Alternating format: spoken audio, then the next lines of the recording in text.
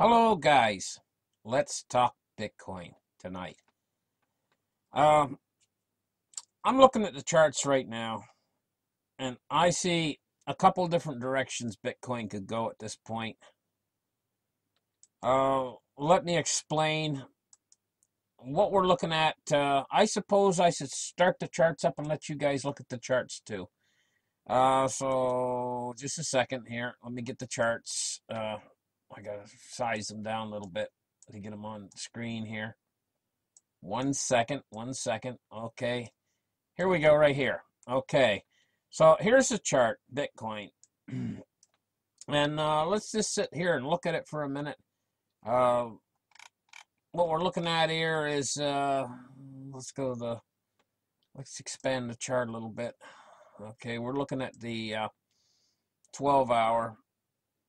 And what I see here is one of two directions Bitcoin's going to go now at this point.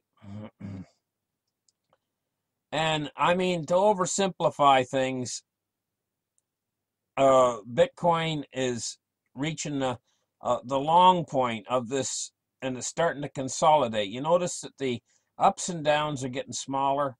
It's compressing. It's consolidating. It's found a bottom, and it hasn't broken through support. Now, here's the thing. Let's come in a little bit closer here. This is your support line right here, around 5600. That hits heavy support. It'd be hard to break through that. So now was one of two things that are going to happen here. Either Bitcoin is going to stumble along for a little ways trying to break through support, and it's going to break through support. That's one of the things that could happen. The other thing that could happen is that Bitcoin starts to heat up, and the price goes along for a little while, and then it starts to gradually move upwards, and it starts to head into another bull market. Okay, those are the two things that's going to happen with Bitcoin. If Bitcoin breaks through that support line and goes down, it could go down quite a ways. Here's the thing about that. What would happen is Bitcoin is going to go along for a while, down low. If it breaks through that support and it goes down to whatever price that it's going to go down to, say that price is, let's just for argument's sake, say the price is $4,000. Okay, so it breaks through support at 5,700 and it goes down all the way down to 4,000 bucks, and then it hits another level. Hits another level and it finds new support, maybe 4,200, maybe 3,800, maybe 4,400, but along in there someplace around 4,000 bucks. It hits a new level of support. That next level of support is going to be much, much, much, much harder to break through than this level that we're at right now. And more than likely what will happen in that scenario is that Bitcoin's going to go along at that next level lower than it is now, and it's going to go along until it starts to slowly go up and enter into another bull market again.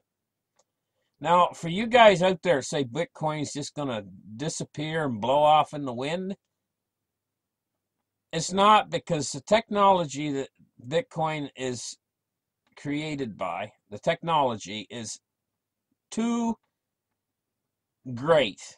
It's like when the internet came out, the new technology of the internet and what it allowed us to do. We weren't going to give that up. Once we got to the point where the internet was starting to really grow, it's so much better than what we had before, when we can communicate instantaneously all the way around the world with our friends, our relatives. It's so much better. We weren't going to give that up. There's about as much chance of us giving that up as it is when you give a little kid, a 5-year-old kid, a Slurpee. You know what a Slurpee is? It's those sweet drinks that got the ice in them in the summertime. Say you give a 5-year-old kid one of those sweet drinks with ice in them, a Slurpee, in the summertime when it's hot out. Is he going to give that back? Not a snowball's chance in hell. And that's the way with this new technology of Bitcoin, the blockchain technology. It's so good compared to the Stone Age system we're using of that we have been using of gold, silver, and paper money, which can only be transferred directly from person to person. Paper money will only be transferred directly from person to person. Okay, maybe you could put it in a letter and mail it, but I mean, it's typically it's transferred from person to person, and it worked good in the days of the horse and buggy back when we used to work that way. But now that we got the internet, we want to be able to send money halfway around the world in a fraction of a second and have the other person get it. Bitcoin enables this without a third party. Without a third party. Okay, so there's no third party. All the banking systems like Western Union or whatever, or any company you want to send money. Say the way it is right now. Say you want to send money to your relatives that live halfway around the world. You go to the nearest Western Union office. You walk up to the desk and you say, I'd like to do a Western Union. And the girl looks you in the eye and she says, well, the computers are down right now. You'll have to come back in 3 or 4 hours and we'll see if it's up by then. This is the kind of thing you're facing with Western Union. And you can't, so then you go to MoneyGram and you're hoping on the way to MoneyGram that they're going to be open too and not closed or have some sort of computer glitch or whatever. And then to top it all off, to put the icing on the cake, so to speak, they charge a huge commission. Third-party transaction. And it's a piss poor system. It just doesn't work good. And now what we have a system coming in on the heels of it where it's going to work so much better. I'm telling you right now, 5 years from now, these companies like Western Union and MoneyGram are going to be out of business. Cryptocurrency is going to put them out of business. Right now, I'm telling you, honestly, everything's priced in dollars. You walk up to a man, you say to him, how much is your house worth? And he says, well, $300,000. Dollars. Everything dollars. My car, dollars. It just drives you crazy, dollars. Where'd they even come up with that stupid term, dollar? Does it come from the word dole? As in salary to dole out or whatever? Probably. I don't know. I'm just guessing. I've never really looked up the meaning of the word dollar. To dole. I just think it maybe it has to do with the word dole. To dole, like to dole something out. I don't know. Okay. Anyway, let's move on. The point I'm getting to, everything's priced in dollars now. We're going to make a transition over to cryptocurrency, whether we like it or not, because it's so much better. And everything's going to be priced in cryptocurrency. What does the world look like when the guy doesn't say anymore, my house is worth $200,000 or $300,000? My house is worth 1/10 of a Bitcoin. You know, this is the world we're heading toward. You know, what does 1/10 of a Bitcoin look like? It looks like 0.01. So that's what his house is worth. $300,000 home. It's worth 0.01. Because that's what it's going to come to when all of the money transfers over into cryptocurrency. All the world's value, the everything, all the real estate, cars, our work, everything transfers over into cryptocurrency. So they don't say it's worth dollars anymore. They say it's worth a certain amount of one type or another of cryptocurrency. And, it's entirely possible that Bitcoin is going to maintain its dominant position all the way to when all of the world's value is transferred over into the cryptocurrencies. But I don't expect that Bitcoin is going to stay at 50% dominance. I think it's going to scale back to about 20% dominance. But by the time Bitcoin scales back to 20% dominance, Bitcoin market cap will probably be 100 times what it is now. Even though Bitcoin is only 20% dominant. So that means that all of these other coins, the market cap across the board on all these other coins is going to go up so much so that what you're actually going to see is some of these coins that are like in the position on number 20, number 25 on CoinMarketCap, you're going to see that they have a higher market cap than Bitcoin does right now. That's what I said. These coins are positioning themselves to accept all of the world's value. And each one has a utility purpose. And they cover all of these purposes very well. Like each coin has a purpose, a thing that it solves. So we're moving in this direction. So now we got two routes. Originally, when I started this program, I was talking about that there's two routes for Bitcoin to take. Right? There's the route where it breaks through this resistance. See, right here, the resistance was formed at 5,880. Where there's one route where it breaks through that resistance to the downside, and it could go as low as 4,000. If that happens, it's going to find a new level of resistance, lower than it is now. You people will not lose money if you do one thing. If you do not sell into that market when it's down, when it goes down, to say it goes down to 4,000, if you do not sell, don't get scared out. Don't get flushed. Don't get shaken out of the tree. And it might hang on for quite a period of time down like that if we break through that resistance. In fact, you're going to do better if instead of selling, if you buy more when it gets down lower. Cost average and buy it all the way down to the bottom. Because what's going to happen is Bitcoin is going to go along at the bottom like that, and it's just going to stay down there where it's nice and happy, floating along, just like it did before. Let's take a look. Let's go back here, back. We're going to have to go back even a bit further. We're going to have to go back to the 1 day here. Let's go back down here, and let's even go back a bit further. Let's go back to the 3 day. And let's go down here in the bottom here on the 3 day, and let's take a look. What was the price in here? It went all the way down. It broke through resistance. So we had resistance up here, right about here. We had resistance at about, let me go in a bit. No, I can't get a little bit closer.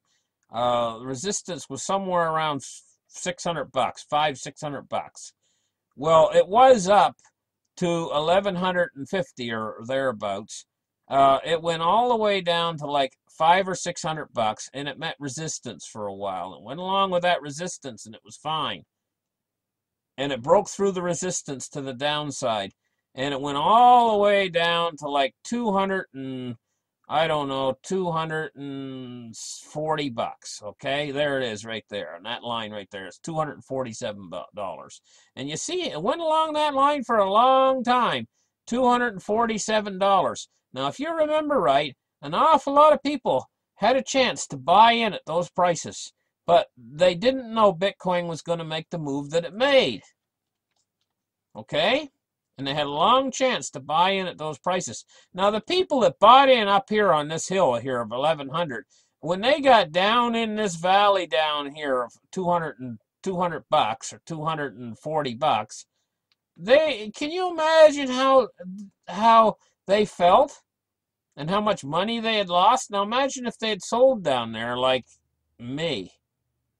How they feel now. Okay? Not going to get fooled again. I'm not going to get fooled again because Bitcoin is pulling this same old trick, this same old routine it's done before.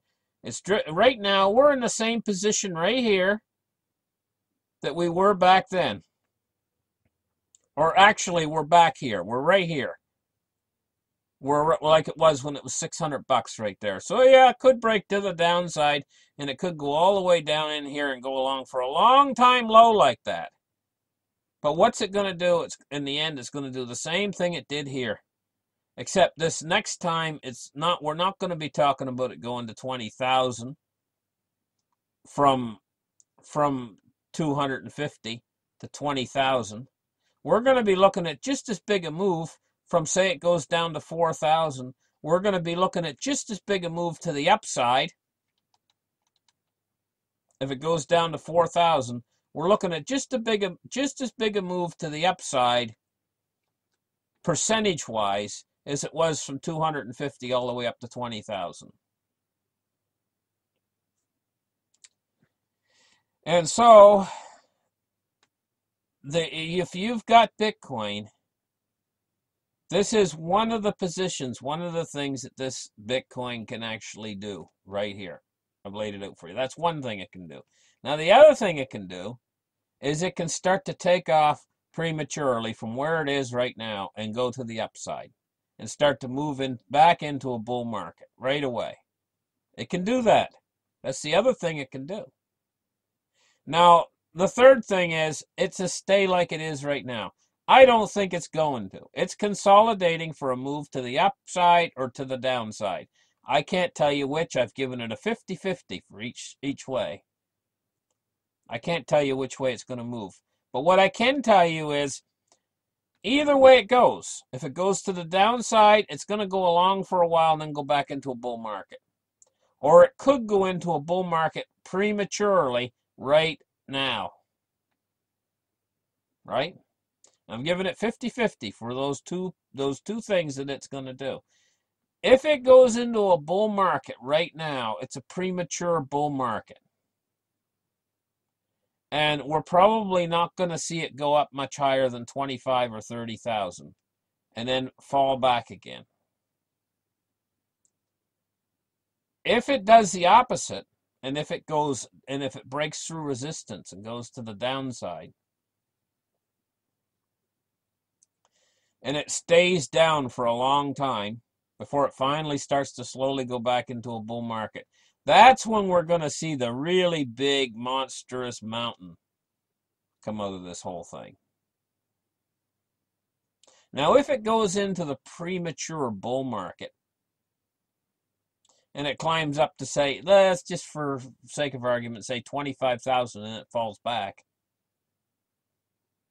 then what it's going to do after it falls back, it's going to go along for a while at the lower price, and then it's going to go back into a second bull market, a bull market again. And it'll end up in the same position it would have ended up if it had went in the other direction. So basically what I'm saying is there's a fork in the road, and there's a high road and there's a low road. You take the low road, I'll take the high road, and we end up in the same spot in the end. That's where Bitcoin's going. Ultimately, it's going unbelievably higher than it is now because this technology is a winner. This technology is infallible. Sure, we've had a few thefts of Bitcoin, but they've always occurred on the exchange level. They've never occurred in the actual blockchain. And believe me, Bitcoin is worth like $100 billion. Believe me, there's hackers out there every single day trying to break that code so that they can get in there and steal it. There's $100 billion basically to steal. They're out there trying, I guarantee you. Day after day after day, they're trying, and they never have broken it. Yes, there's been some ransomware, and yes, people have stolen Bitcoins from exchanges and stuff like that, but generally it's inside jobs. But that doesn't have anything to do with Bitcoin's infallibility. Bitcoin's infallibility has been so well tested over the years, nobody's ever broke it. And believe me, they try constantly. So let's not even talk about that. They talk about these quantum computers coming out at some point in the future, and they're going to be able to crack the code and all this kind of stuff. Well, I say to myself, if they're so worried about the quantum computer cracking Bitcoin, what about the currency system we have in there now, with a 4-digit code, numerical, from 1 to 9? You go into the bank, they say, okay, pick us a new code, a 4-digit code. They say, please don't go 1111 or 2222 or stuff like that. They want it to be random, as random as they can, but there's only 9,000 different variations of the 4-digit code. What is it? 9,999 different variations of a 4-digit code, and that's it. So I mean, if a criminal wanted to even try, he's got a 1 in 10,000 chance of getting it right. That's pretty good odds. That's a hell of a lot better odds than you're getting when you go and buy a lottery ticket. 1 in 10,000 is a hell of a lot better than you get when you buy a lottery ticket. You know? And so what kind of a system is that? That's a very weak, unsecured system. Cryptocurrency is light years ahead of that. Light years ahead. So don't worry about quantum computers coming in and breaking the code. Ain't gonna happen. Ain't gonna happen. That's just these naysayers out there who don't like it. There's a lot of people don't like cryptocurrency. Well, it's just tough, bud. You know why? It's coming in whether you like it or not. You know? And if you don't buy any cryptocurrency, you are going to kick yourself. If you're one of these people that don't like it and you're never going to buy it and all this kind of stuff, you are going to kick yourself so hard after cryptocurrency, all the world's wealth is transferred over into the cryptocurrencies.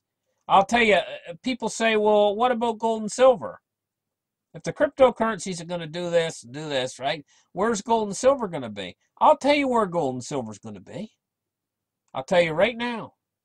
They're going to be in the same position that they are right now compared to fiat currency.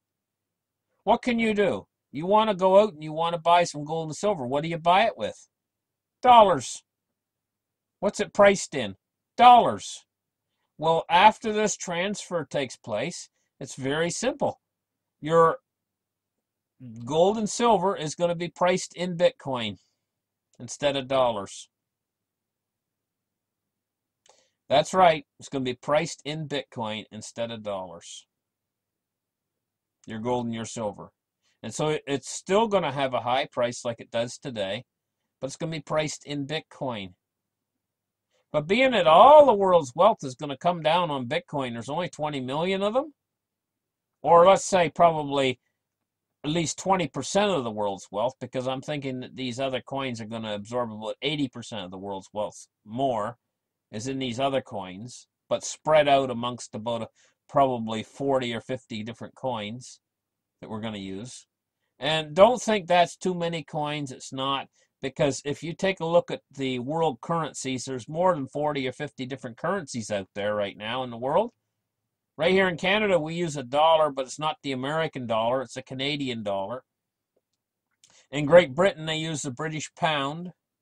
What about the lira? The lira is in trouble right now. But this is like the different cryptocurrencies, you see? And they're all positioning themselves right now.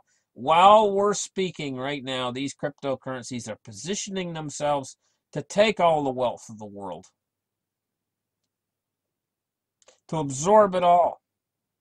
And so what'll happen then is that distributed wealth has then been anointed itself into these cryptocurrencies and exalted these cryptocurrencies to a position of power. Not unlike the dollar won't be king anymore. What's going to be king is the cryptos. Then they're going to have tremendous buying power to buy gold and silver. But it's the same thing as it is now.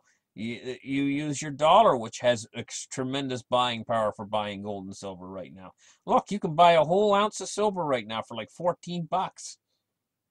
This is absolutely ridiculous, considering that it's getting now to the point where a hamburger or something, costs a meal costs $14. So a whole ounce of silver for one meal. This is not in skew with reality. If you go back to the historical values of silver, you're going to find that silver was worth an awful lot more all the way through history. But this is a very strange moment in history that we're living in right now. It's very strange indeed. And you're going to see how strange it is when these cryptocurrencies finally really take off. The next movement of the cryptocurrencies is that they're going to actually start to be used as transfers of value and as money. They are actually what they really are is they're money. And they're real money because they're created in a deflationary way. Whereas all of these other currencies are all inflationary. They're not set up for savings. Cryptocurrencies is set up to be savings. They're constantly going up in value. And greed is fueling it. It's going to win. It's going to ultimately win in the end. And what is this going to mean to us on the street level? Well, I'm going to get into that in another episode. I've talked quite a long time now, 25 minutes in.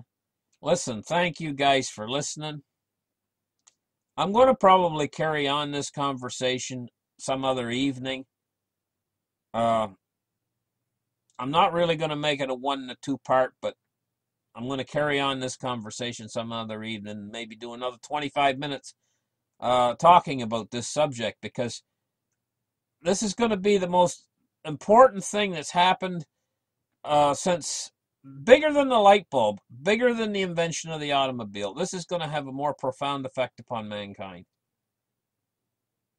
I've never seen anything like this in all the time I've been alive. I've never seen anything like this that has, when I first discovered and first started to realize what Bitcoin was and actually how it functions, my jaw dropped when I started to realize what this actually really was and what it actually really means. And that was years ago. And there was a period in time when I was actually convinced by these fools that it was going to die. I thought it was going to die. Worst mistake I've ever made in my life. But in a way, I kind of got a little bit greedy, and I wanted to get my money. I'm not a rich individual. I wanted to get my money out of the cryptocurrency that I had. Biggest mistake I ever made in my life was selling my Bitcoins. You know? And now I'm on the other end of that, and I'm trying to get a little bit back. And it's hard as hell when you got to pay $100 for 1/100th of a Bitcoin. You know, and when I say $100, I'm talking about Canadian money, which is only worth $69, basically, or $68, something like that, American. You know, so it's 100 here. It's $100 for 100th of a Bitcoin. You know, and it just makes me sick when I think I had like 2 whole Bitcoins. And it just like, I couldn't afford right now to get 2 whole Bitcoins. Right now I'm working with like 6% or something. I mean, it's just like, it's ridiculous. But, and there's going to be a time coming where it's just the whole thing's going to explode. You know? And that what I've got then is not going to seem so bad. Because when your friends and neighbors go in to buy theirs, the stubborn people out there don't want nothing to do with cryptocurrency, and they're thinking right now it's going to die, and they're thinking this is no good, cryptocurrency's no good, it's the most foolish thing there ever was, and all the stuff they say about it. When they finally go in to buy, by that time you're not going to be able to get 6% even. You're not, unless you're rich. By that time, it's not going to be $100 for 100th of a Bitcoin. That's going to be long gone, and you're going to be paying 1,000 times that much. You know?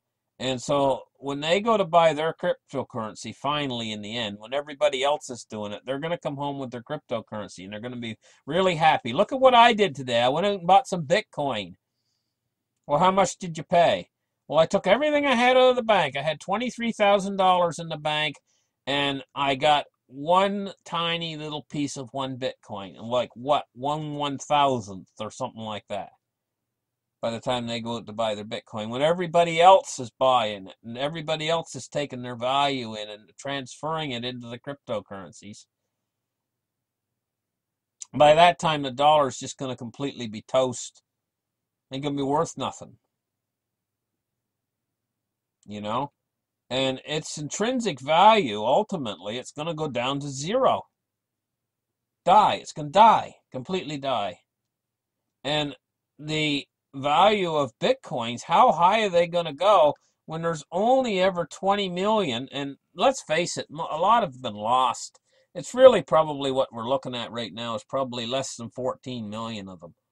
And as it goes along and they're used more and more of them is going to get lost. Ultimately, we're probably only looking at, by the time they mine them all, we're still going to be looking at the same number we got now, probably about 14 million, to go around the whole world. So we got 14 million of them to go to a population of 8 billion people. What's it going to translate into? Each person owning 0.0000. See where I'm going with this? Each person's going to own such a tiny fraction of a Bitcoin as his personal wealth. But there's going to be people out there that own a lot, that have a lot of Bitcoin. You know? Because they bought them, say they were smart, unlike what I did when I sold mine, but say they were smart and they kept their Bitcoin. Say they had like 5 Bitcoins or something. Well, that's going to be, in this, if all the world's wealth is transferred into Bitcoin, that's going to be unimaginable wealth. More than they can spend in 100 lifetimes. So these other people that don't have much, they're going to be in servitude to the people who have. So it's the same thing that we've had all the way through human history. We have haves and have-nots. You go back to the Middle Ages. What was the difference between the man who wore the nice suit, who had the nice home, who walked down the street in a prestigious way, and the pauper, the guy who didn't have anything? Like in the Dickens novels and stuff, you know, they had a lot of this in the Dickens, the stories from Dickens, Charles Dickens. You know, that you had your paupers, the people who didn't have anything, and they could even go to debtor's prison in those days. And then you had the people who had everything. They had too much. What was the difference between these people? Well, it simply boiled down to they had gold and silver. The people, the haves, had gold and silver. And the have-nots didn't. If a have-not in those days were to be somehow able to go out and steal the bag of gold from the guy the guys who have it, you know, and are living a nice posh lifestyle, if they lost their bag of gold to a have-not guy, suddenly the have-not guy would be walking down the street, swaggering down the street with new clothes on and everything, and the other guy would be then poor and destitute. It was just all ownership was all parts of the law was in ownership, and what was in ownership over? Physical gold and silver. Well, these cryptocurrencies are the same thing in digital form. Just that we're moving into a new digital world, but it's going to be run just like the old world. There's no difference. It's still going to be the haves and the have-nots. And the people who buy in early right now are going to be the people who have, and the people that wait are going to be the people who don't have. And I'm going to tell you what, it's not too late for me. Even though I sold my Bitcoin, like I say, the 6% I have now, at some point in the future, might turn out to be a big smile on my face. You know, compared to the guy who could never afford 6%. In fact, it might get to the point worldwide where 1% of a Bitcoin is more than you can ever spend in your entire lifetime. It could actually get to that point. You know what I mean? And I know for some people here, maybe listening to my show, they might have quite a few Bitcoins. Not just coin, but coins, the plural. You know? Don't get scared and sell them, because this is actually coming. It's going to be the weirdest thing you ever seen in your life, the fact that this whole thing is going to transfer its wealth over into the cryptocurrencies. But when I talk about weird, is look how far Bitcoin's come already. No sign of it going away. It's only growing bigger and bigger. And it's gaining more and more acceptance. This thing, there's no putting the horse back in the barn now. There's no putting the cows back in the barn now. This thing's on its way. You can either catch a ride with it and try to make as much as you can out of it and make it for what it's worth, or you can wait and buy it when it's really high. It's your choice out there for people out there. So listen, anyway, I've really went overtime on this one. But I feel strongly that that's what's happening right now. And this is what's coming, ultimately. And so, yes, we might break down into lower down through resistance, and we might actually go down all the way down to $4,000, or maybe even slightly below 4,000. But believe me, when it goes down into anything that says a 3 on it, and Bitcoin is going to be being bought just the same thing as if silver goes down below 10. How many silver buyers are going to come out of the woodwork when silver gets a $9 on it, $9 and whatever on it? As soon as it breaks below 10, that's kind of like a mental thing. Well, it's the same thing with Bitcoin. If Bitcoin gets a 3 in front of the number, 3,999 or whatever, as soon as it breaks down below $4,000, you're going to get that same sort of buyer sentiment where it's like it's on a fire sale price, you know. And that same thing with silver. $10 is the mark on silver. It's all going to disappear. Silver, and don't believe there cannot be a Bitcoin shortage. Believe me, if Bitcoin gets down too low in price and it starts to get red hot and people start really buying big time, you could actually quite literally have a shortage. And it's the same thing with silver, if silver price gets too low. These are awfully exciting times we live in, and people, if they just pay attention to what's going on here, my lands, you can make out like a bandit. Good night, guys.